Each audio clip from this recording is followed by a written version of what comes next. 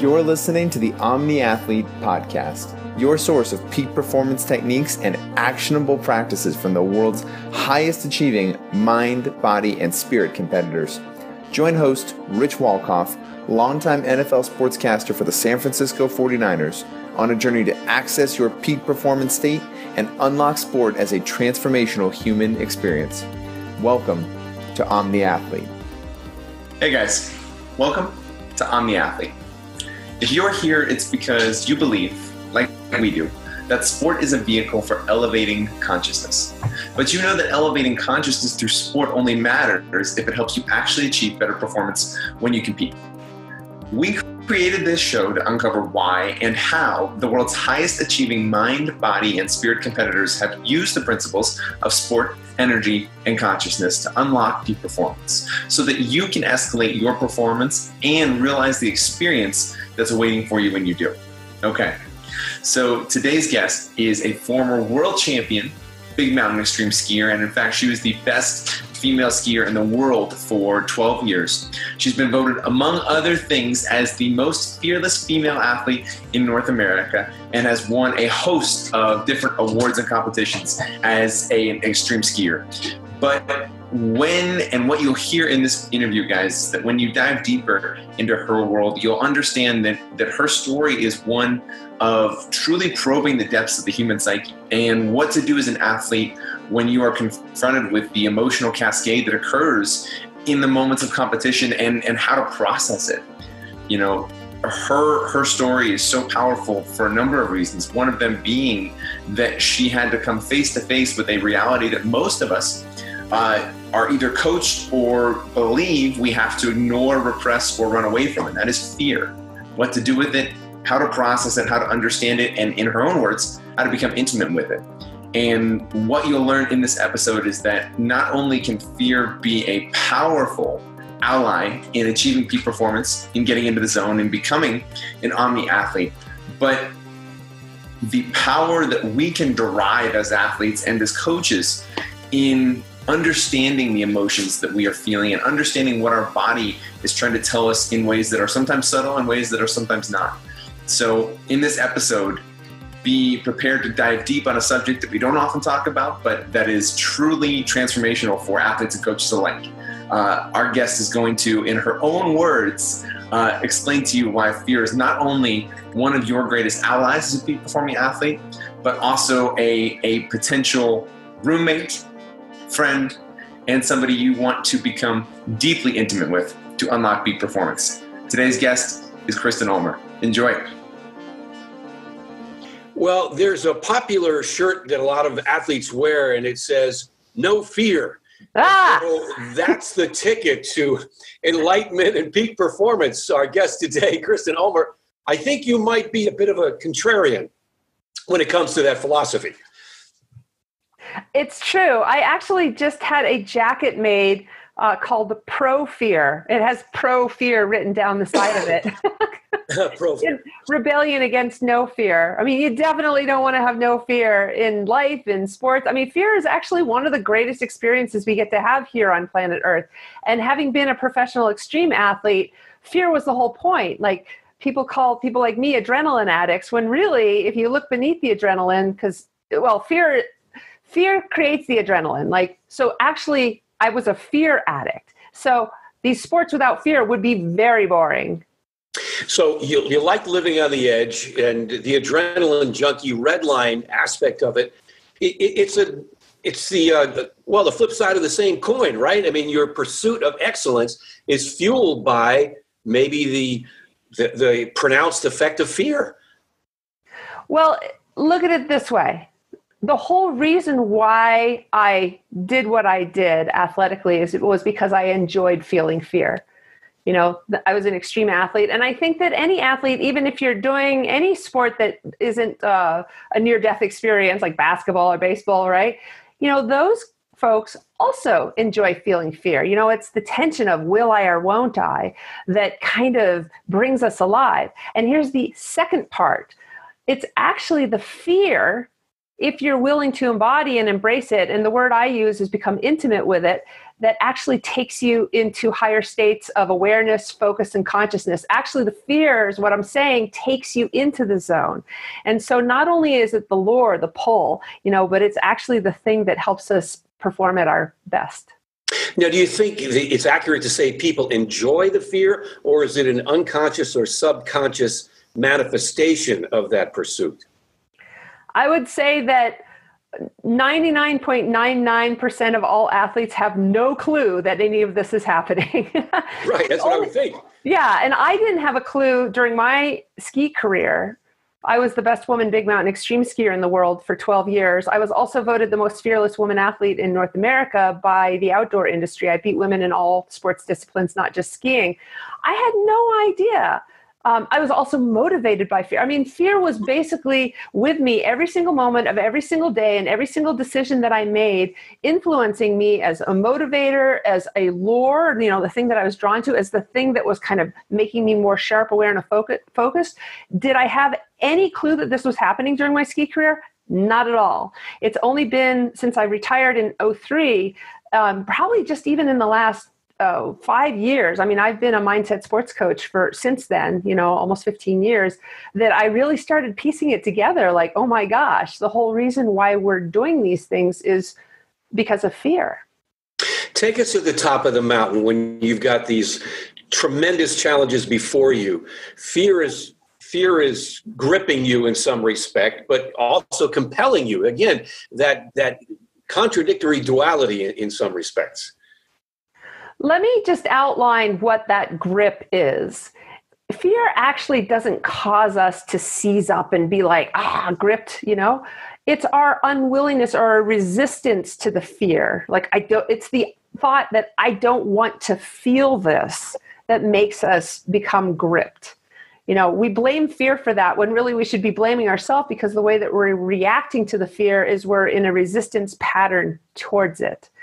So if you are embracing fear, if you're merging with it, becoming intimate with it, it gives you all these things that I outlined and more. But if you're in resistance to it, if you're like, I don't want to feel fear, I'm not going to be able to perform the way I want to perform until I get rid of this fear. It's that actual interpretation of the fear that actually causes us to become gripped. Yeah. Now, So you're essentially saying change your relationship with fear to, I know you've said it many, many times, dance with fear rather than try to repress or suppress the fear, because it ain't going to go away. It's the actual relationship that's going to define what it does or means to you. Yes. And I'll give you 2 examples because you asked me for examples. Now, I used to be on the U.S. ski team for moguls as well. And that was also a scary experience, standing at the top of an Alaskan mountain about to ski a death-defying run, right? So let me outline what I did wrong by fear. And it really is epitomized in how I approached being on the U.S. ski team. When I made it on the U.S. ski team for moguls, I had no goal to be on the U.S. team. I just all of a sudden had a magical year where I won everything that I entered, and then tried out for the national team and stole a spot from some other girl. And next thing you know, even though I had no goal to be on the U.S. ski team, I was on the U.S. ski team, and I'm wearing this jacket. I'm in the photo. I'm like, how did I get here? Like, oh my gosh. And, I was a small town girl, and all of a sudden, I'd never really had many people watch me ski before. And all of a sudden there's thousands of screaming fans and there's hundreds of cameras. And I'm like, oh my gosh, right?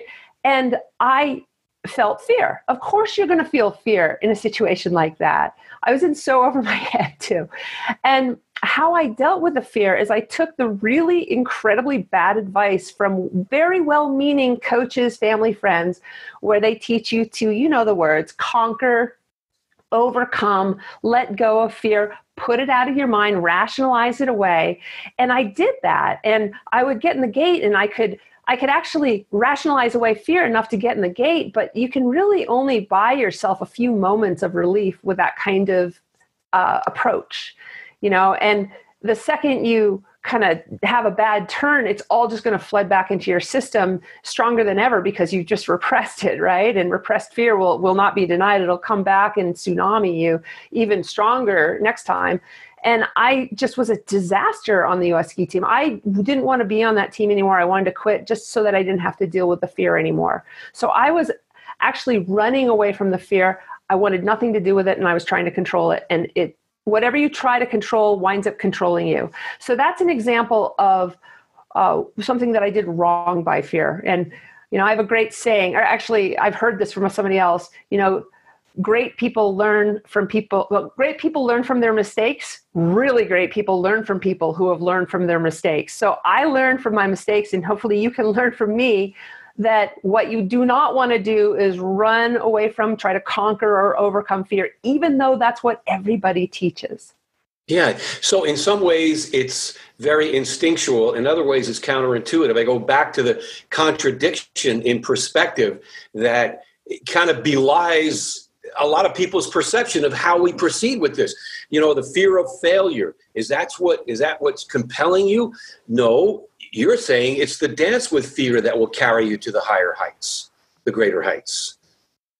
What I'm saying is that the way that you deal with fear has everything to do with whether or not fear propels you forward and helps you be magnificent, or whether it holds you back. Like, you say fear of failure. Fear of failure supposedly has motivated Bill Gates to do what he's done with his life. That's his entire motivation. And because he's afraid of failing, he makes sure he never fails, and he brings his A game to every moment of every day. And so fear of failure actually helps him be magnificent, right?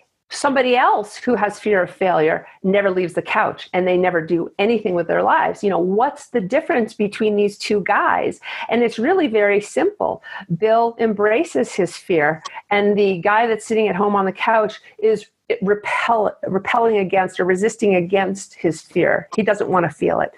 So that's the difference. It's that simple. Now you learned, as you say, kind of the hard way and belatedly, because you paid a dear price in your elite competition and your great successes as an extreme skier. And why don't you tell us a little bit about that journey? Yes. So I outlined that I did some things right by fear, and I did some things wrong by fear. On the U.S. ski team, I did some things wrong by fear. By the time I quit being on the U.S. ski team, I became a big mountain extreme skier. The stakes were different. Instead of just fear of looking like a fool in front of all these thousands of people in these cameras, or fear of letting myself down. I knew what I was capable of doing on skis, and I was afraid of letting myself down. I find that in a lot of athletes, that's ultimately the fear beneath the fear beneath the fear. I know that I can win this thing, and I'm so afraid that I'm not going to, or I'm going to just humiliate myself. So when I got into big mountain extreme skiing, it was more a fear of injury, because I don't think people really get how dangerous big mountain extreme skiing is. I would say, and also fear of death. I was having a couple near-death experiences every year for over a decade. I also watched a lot of my friends die in the mountains. I saw dozens of people get crippled for life. I had, it's just so incredibly dangerous. I don't think people get that. I actually think big mountain extreme skiing, statistically, actually probably can be proven, is the most dangerous sport you can do professionally in the world. It's probably second only to freestyle motocross in terms of injuries per participant, and it's probably second only to 8,000 meter peak climbing in the Himalayas in terms of deaths per participant. And this is amongst professional skiers. So when I started risking my life in the mountains, my fears were different. It wasn't of looking like a fool in front of people. It was of death, of dismemberment, right? And for some reason that was more romantic to me, or more tolerable somehow. Fear of rejection from other people is obviously a bigger fear for a lot of people than death, even, because we see that fear of speaking in front of an audience is actually a bigger fear than death itself, which is interesting. It's because of the fear of rejection. And what I started to do with fear, at the top of a mountain, it'd be terrifying. Like, am I going to die on this run, or am I going to get severely injured? And it would just be that because I was enjoying my fear, because I was breathing into my fear, because I really, really loved the fear, it didn't feel like fear at all. It just felt like excitement and focus and intensity, and being fully in the present moment. Like, that's what fear translates into when you merge with it, like I'm saying. Well, that's fascinating, because I think most people in a similar situations, having lost friends or knowing the risks and the stakes being so high, would be overwhelmed with anxiety and fear and not embracing it and dancing with it, like you say. I zip-lined in Panama years ago with some friends on kind of a dare, and I'm the ultimate acrophobiac. I could never think of, doing what you did on extreme skiing, and I could never fathom myself doing what I did that one day. And, face your fears. You talk about embracing them. When I was done, my heart was pounding, and I said, never again. But I did it, and I tried to do what you're saying. Now, is there a tool? Is there a mechanism that could unlock some of those keys that enabled you to experience it on a different level than I did and many others? Absolutely. And I'll definitely share that with the audience before our time is up. But I want to comment on a couple of things that you brought up. I have a saying: we don't do things despite the fear. We do things because of the fear. Like, if anybody just thinks back on their lives and the moments in their lives when they felt most alive, and that they're the most memorable, poignant moments, they will find that fear has something to do with it.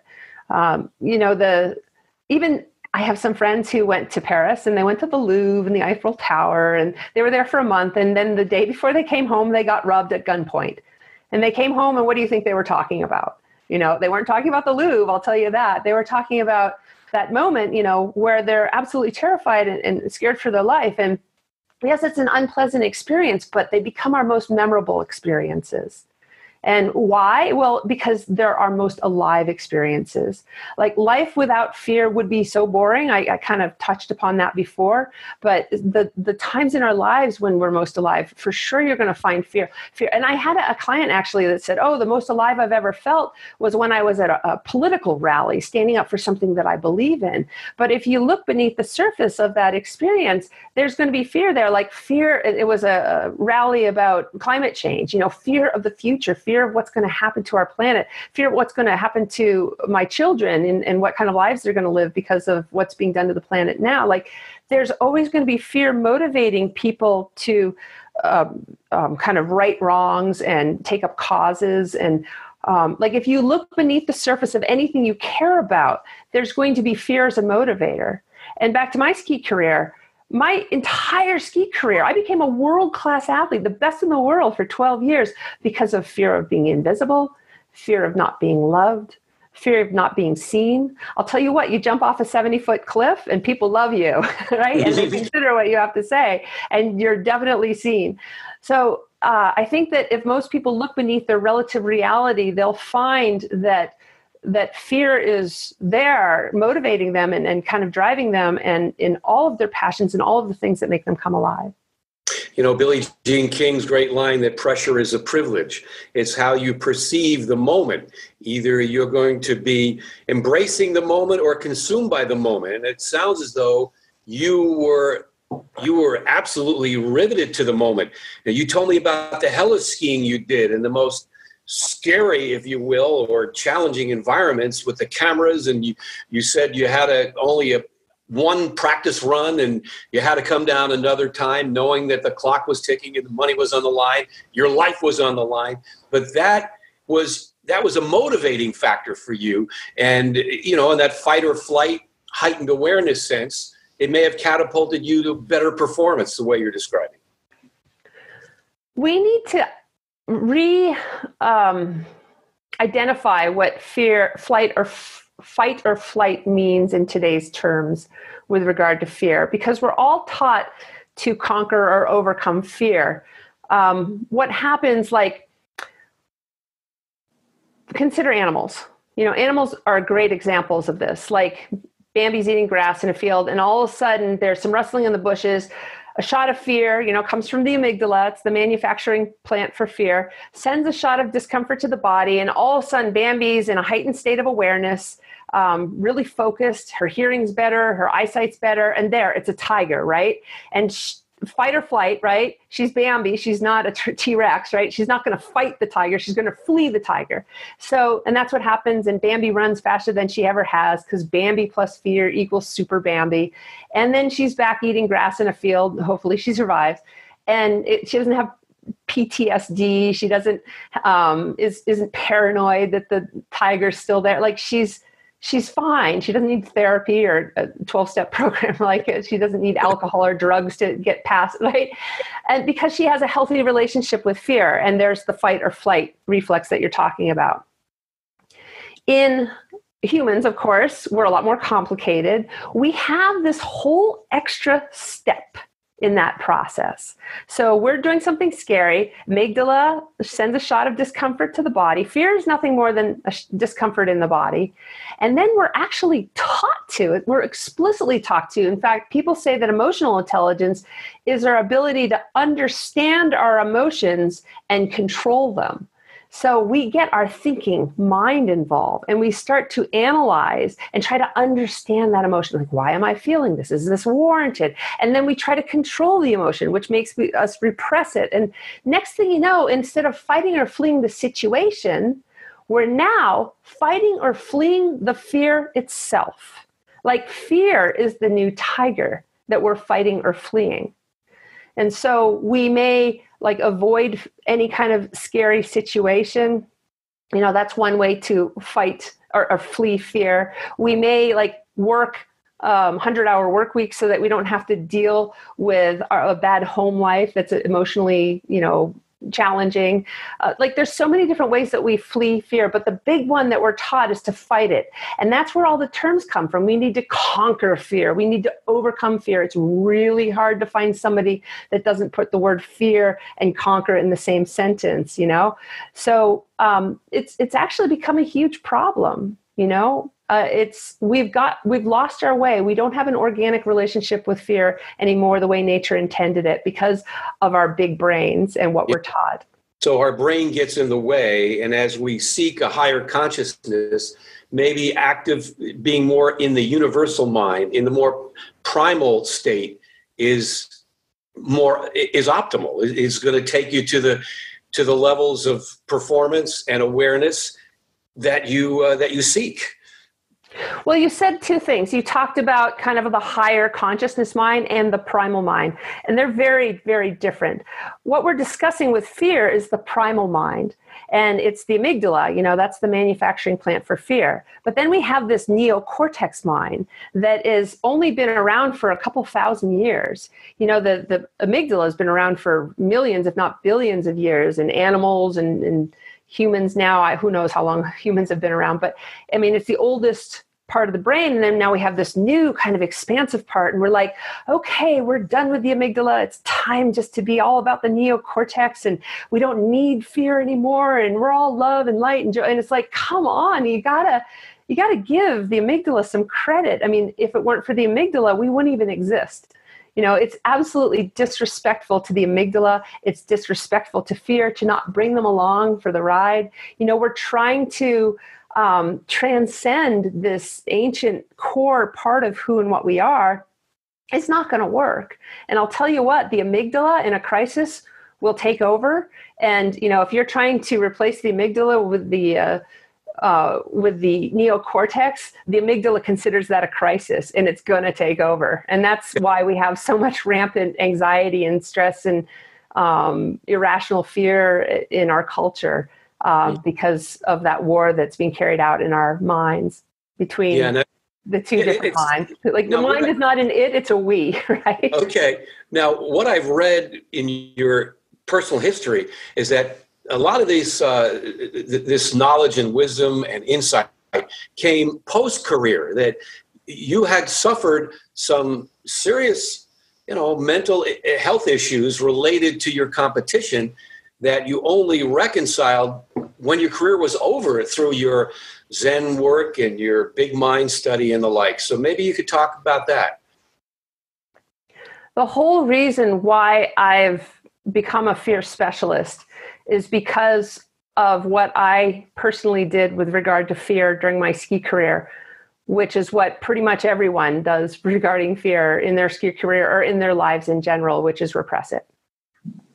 And, when I say repress, I mean, some people try to control it. Some people ignore it. Some people avoid it. Some people fight it. Everybody has their own specific style. For me, I just ignored it. And that gained me short-term freedom from fear, but serious long-term consequences. After you can get away with it for about 10 years, repressing that fear like that. And for me, it started showing up as PTSD because I saw so many bad injuries and accidents and had so many near-death experiences. I had severe adrenal fatigue. I was sustaining more and more injuries that weren't healing because there's an emotional component. If you won't deal with the emotions, your lower back pain is formed. And the big one was I was burnt out. I started to hate skiing. I started dreading winter, which was so interesting because I loved skiing. What the heck had gone wrong there? And, one way that you can burn out is if you don't have enough fear in your life, you just get bored. And another way you can burn out is if you're fighting fear. And it's just that war that you declare against that primary emotion that's unwinnable, being carried out in your unconscious mind just sucks all your resources. I mean, the amount of effort that it takes to repress fear like that for that long, I just didn't have any energy left or passion. So I quit. And I then set out to figure out what the heck had gone wrong. And this is what I learned had gone wrong. And I've spent the last 15 years making it up to fear. I like to personify fear, see it as like a roommate in my life. I was fighting with my roommate for 15 years, and now I'm making it up to my roommate, and I'm welcoming my roommate into my life in a place of honor. Well, it still fascinates me that you're able to, I don't want to say compartmentalize, but reconcile the denial, if you will, of the fear as an athlete, and then come full circle post-career. But when you're losing friends on the mountain and you have to ski, your grieving is legitimate, it's authentic, it's understandable. How do you look at it differently with your newfound insight on dealing with fear as opposed to how you did it when you were competing and losing those friends and suffering those health consequences? Well, I'm not exactly sure what you're trying to ask me, but I suspect that you're asking me, what have I learned? Yeah. Yeah. Okay. So what I've learned is, this is a podcast for athletes. There are 4 different ways of approaching fear as an athlete. And I would say 99.99% of all people approach fear the first way, which is we fight, conquer, overcome it, let it go, rationalize it away, control it, whatever, like I've been explaining. And, the question is, would I have been able to perform the way I did? I mean, I was the best in the world for a really long time. Had I not done this? The answer is absolutely yes.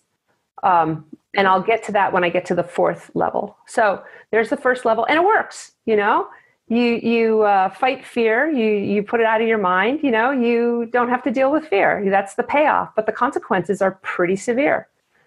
Like I said, you can get away with it for about 10 years, and you start to see athletes in their 30s that are just starting to get injured or just starting to make stupid mistakes. And it's like, what the heck is going on with these people? It's not because they're older. They have lost focus, but they only have so much focus in them.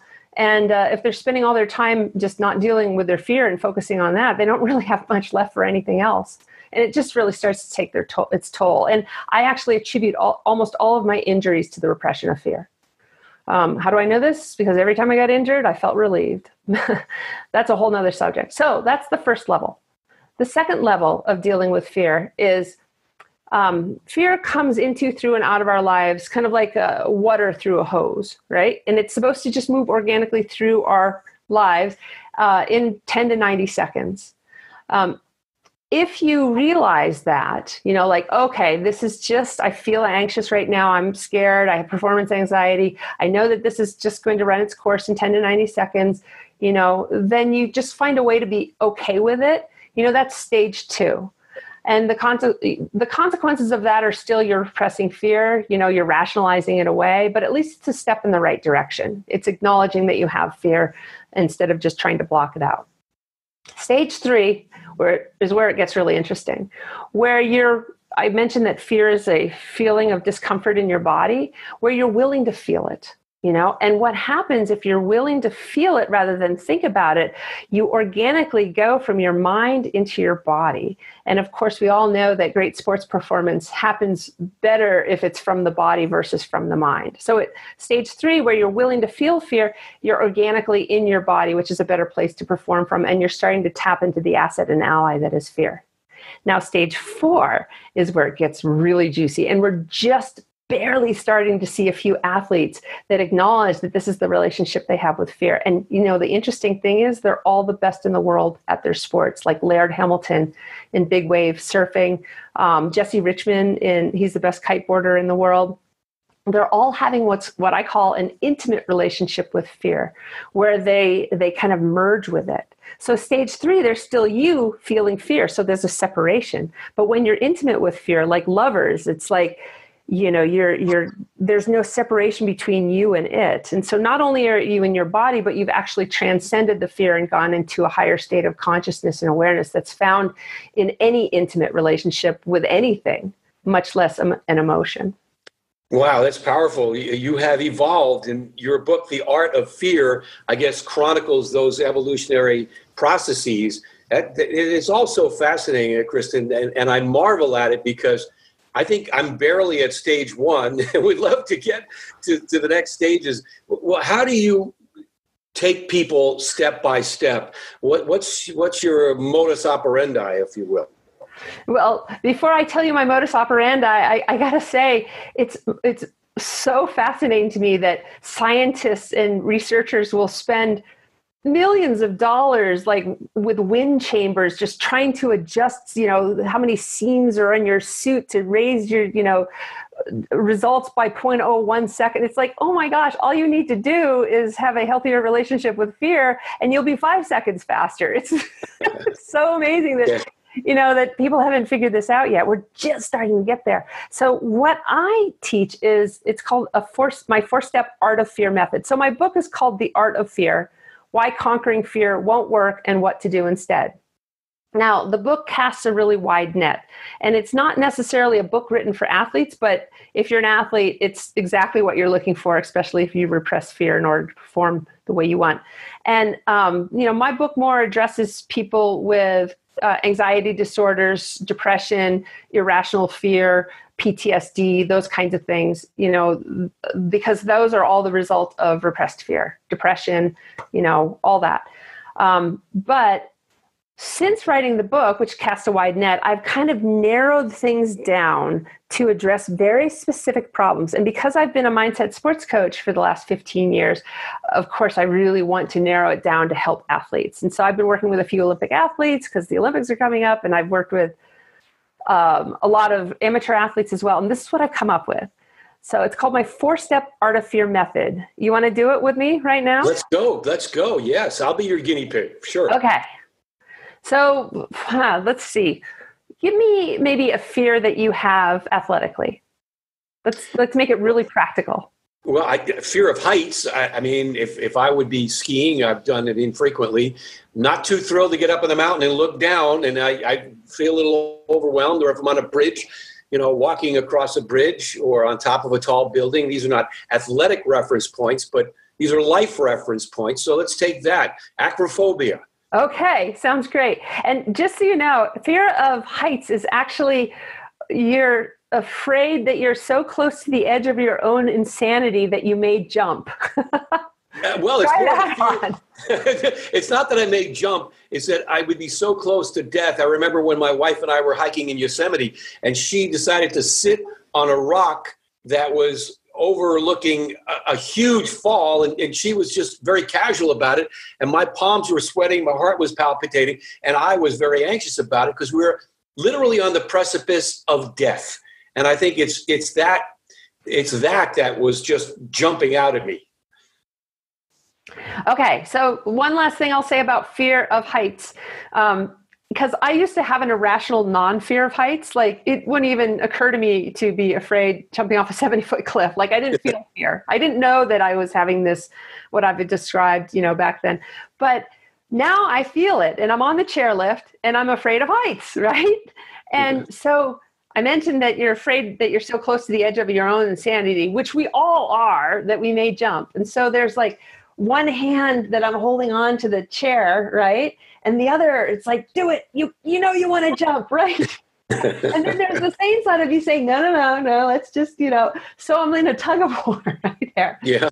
Anyway, that's kind of a fun aside, but let's break it down. Let's say you're about to get on a chairlift. You're about to stand on the edge of a precipice. This could be a great exercise for you in those moments. Yeah. Okay. So the first step is to realize that fear is normal and natural to feel. That you are when you're on the edge of a cliff, or when you're about to go down a roller coaster, or when you're on a chairlift, you are supposed to be afraid of heights. Like, heights are scary, things can happen. So that's the first step. And you spend like 15 seconds, just really, and do it right now, acknowledging that it's normal and natural to be afraid of heights. I do it longer than 15 seconds, but yes, I get the point. Yeah. And I know all too well that it's very, it's very fearful, right? Right. It's not a sign of personal weakness. It's not a character defect or flaw, right? You are supposed to be afraid. And in fact, that goes for every single moment of every single day and every single interaction we feel fear. And it's perfectly normal and natural. We are fearful creatures, and life is scary, right? Okay. So that can be absolutely life-changing for people. Like, oh my gosh, I'm not the only one. Oh my gosh, this is normal and natural. What a relief. So in many ways, the first step, we haven't even gotten to the other three, can be very profound for people. So you got to acknowledge it. And I do acknowledge it. No question. Right. That it's normal and natural, not a sign of personal weakness. Sure. Step 2. Now I want you to close your eyes. And I want you to find that sensation of discomfort in your body, because that's what fear is. It's not in your head. It's just an emotion is in your body. And so find out where it is and tell me, where do you feel it? Fear of heights. For me, I feel it in my chest. Where do you feel it? I don't know if I have a distinct body point that I feel it. It just, you get a rush of adrenaline or... Okay, hold on. We got to stop you. You're in your head. So this is what I call a body scan. So we're starting over again. You ready? All right. Step 2 is a body scan. I want you to find that feeling of discomfort in your body and tell me. I guess it would be in my heart. I like feel like a palpitation, or I would feel the anxiety right in my heart. Yeah. And give it a name, because sometimes we think it's one thing when really it's another. Like sometimes fear may show up as anger, undealt with fear pushed down in the basement will often show up as anger. A lot of the lines get blurred between all the emotions. You can't selectively repress one emotion without affecting all the others. It may show up as sadness. It may, show up as anxiety, stress, or nerves, which are really just other names for fear. So you say anxiety. Yes. Okay. It feels like anxiety. Does it feel like anything else? Do you want to give it any other name? No, that's the operative word. I'm anxious. Okay. I am fearful that something could happen and my life would be either over or changed forever. Right. And you feel it in your heart. So step 2 is you do a body scan. You find what it is that you feel, and it could be different every time, where it is that you feel it. And then on a scale of 1 to 10, 10 being high, how strong is it? So this is awareness. We're just trying to be aware of where and what and how strong it is in your body. Generally, when I'm in that situation, it's probably an 11. Okay, no, right now. I want to know what it is right now, because the only thing that matters is right now. Well, it's hard for me to just like jump into that simulated situation and tell you. It would be pretty high, I would imagine. can't feel it just now because I'm not there. I'm not on the mountain. I'm not on the bridge. I'm not on the tall building looking over the ledge. Then maybe what we should do then is just find the fear that you feel right now. Because we don't want to make this some contrived thing. This is something that you can do when you're standing on the edge of a precipice, or it's something that we can do right now, because fear is with us every moment of every day in every interaction we have. Like here I am having this podcast interview with you. Of course I'm afraid, I don't want to say something stupid. So I have a fear of saying something stupid. And this is your podcast, so just notice what fear you do feel right now and where you feel it. And let's just do that. Okay. Well, again, I feel it in an elevated heart rate and being anxious and a little anxious. I guess that's the operative word. And 1 to 10, how strong is it? 8. 8. Okay. Yeah. Okay. So for me, I feel this fear saying something stupid. I feel it in my chest and in my throat. And for me, it's a level 4. So that's step 2. Step 3 is now I want you to notice your resistance to it. Your, I don't want to feel this. Like, I wish it weren't so. If you're running away from it, you're fighting it. If you're trying to ignore it, whatever, that's kind of noteworthy as well. But let's just give it a scale of 1 to 10, 10 being high. How much are you in resistance to this feeling? I don't think I'm in big resistance. It's just, it is. I just feel what I feel. So it's not so much I'm resisting it. It's just, it's manifesting. So I'm acknowledging it. But the resistance is low. Give it a number. 2. Okay. So you have an 8 and a 2. For me, because this is what I do for a living, I'm pretty low too. I'm about a 2. So I have an equation in my book. Suffering equals discomfort times resistance. And so there's the discomfort, the fear. And that is whatever it is, 8 for you, 4 for me. And it's very, very difficult to lower that number because life is a scary experience. The amygdala is just always scanning, scanning. It's always going to see things to be afraid of, right? It's very hard to lower that number. And the only way that you can is by controlling it. And then that leads to repression. And then you lock the feeling down in your system. And then it just winds up covertly messing up your life in just very horrifying ways. So most people teach, okay, we got to lower the resistance. We got to lower the discomfort. I teach, we got to lower the resistance because there's a lot more wiggle room with that.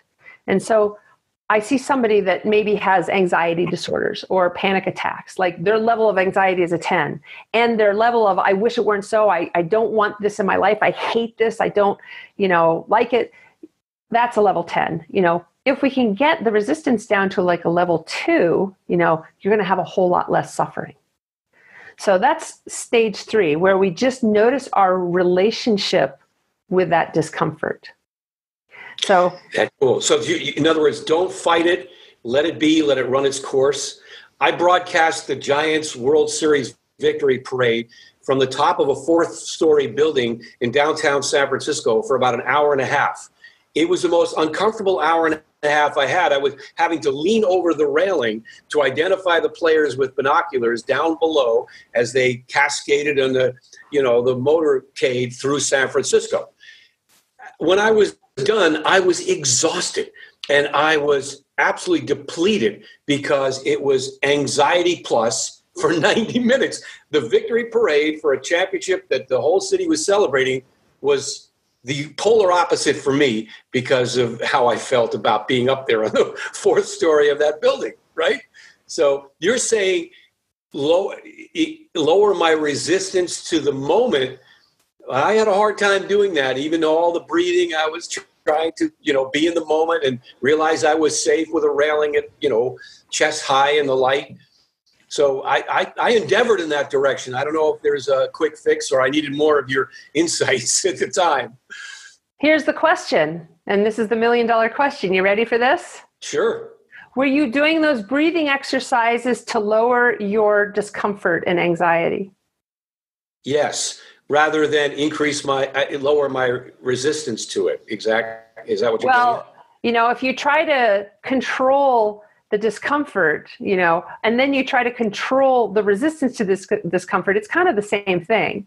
Yeah. So, there are a million people out there that will teach you breathing exercises to help you feel less anxiety. And it's kind of like if you have a fork sticking out of your eye, and you take 3 deep breaths and focus on parts of your body that don't hurt, you're going to feel better. And you think, oh, well, this stuff works, right?